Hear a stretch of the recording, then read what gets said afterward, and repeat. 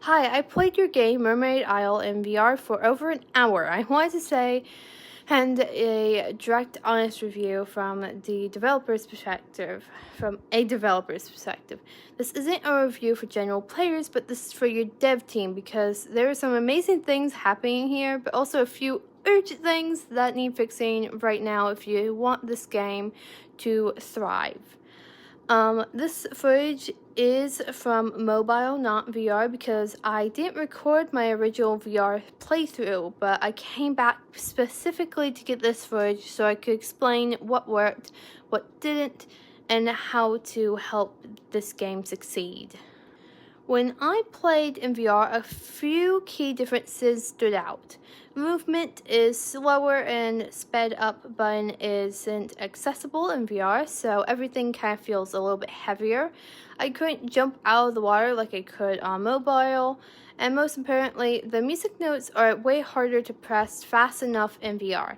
In VR, I physically couldn't press the notes quickly enough to maintain the combo, so they disappeared before I could continue the sequence. That likely broke the music mechanic completely for me in VR, while it worked fine on mobile. This isn't just a different platform difference, but a mechanical blocker for VR players. Also, I want to say playing this game in VR is literally breathtaking. The world is so immersive, the detail is incredible that you guys put behind, and I literally stayed just so I can admire the colors and the motion. But the same magic doesn't translate as well to mobile. If I only had played on mobile, I probably would have only blasted after a few minutes. I probably would have only left. Your VR experience is a literal hidden gem, so please do not let the current mechanics hold it back. Here are 3 things you could absolutely need to fix right now while your game is still fresh and being promoted. 1, add a goal. Give the player something to do within the first few minutes. Even if it's something simple like collect 30 pearls or find the island statue, it gives people a direction and a reason to stay. The reason why is because I was kind of getting stuck when I first joined on what to do. 2, create a basic tutorial. It doesn't have to be fancy, quick, just arrows, levels, guide screen that basically just says tap this to move this, etc. Especially needed for VR since controls could be a little bit confusing and GUI as well.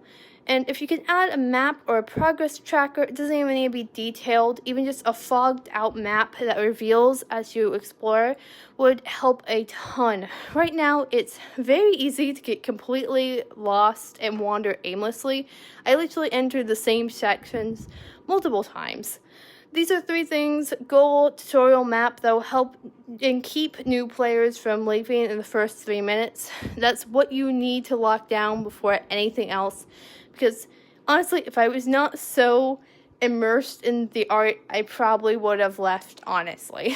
So once those first 3 things are live, here are some few other areas you need to focus on next.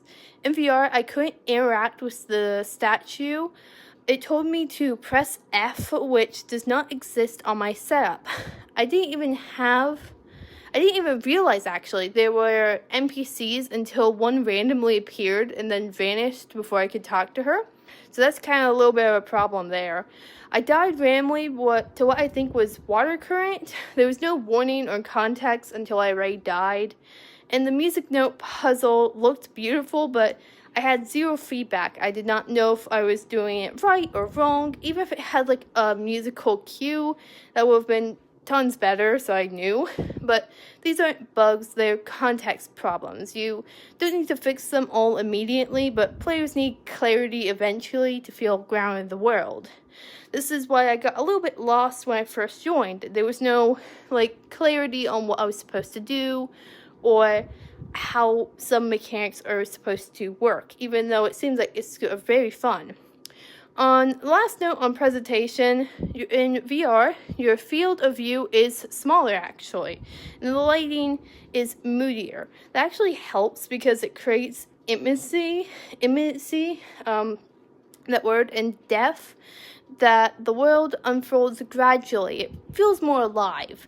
On mobile, I noticed that the field of view is actually wider and the lighting is flatter, and a lot of that beauty gets lost.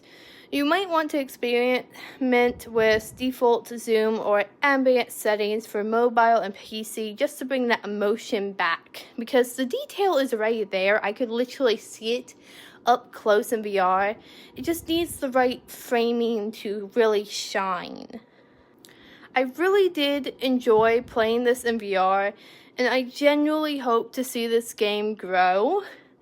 Again, this is a developer review, not a player review, but I would love to return in a few months and make a full player-focused review to recommend to the actual community on Roblox once it has some more updates.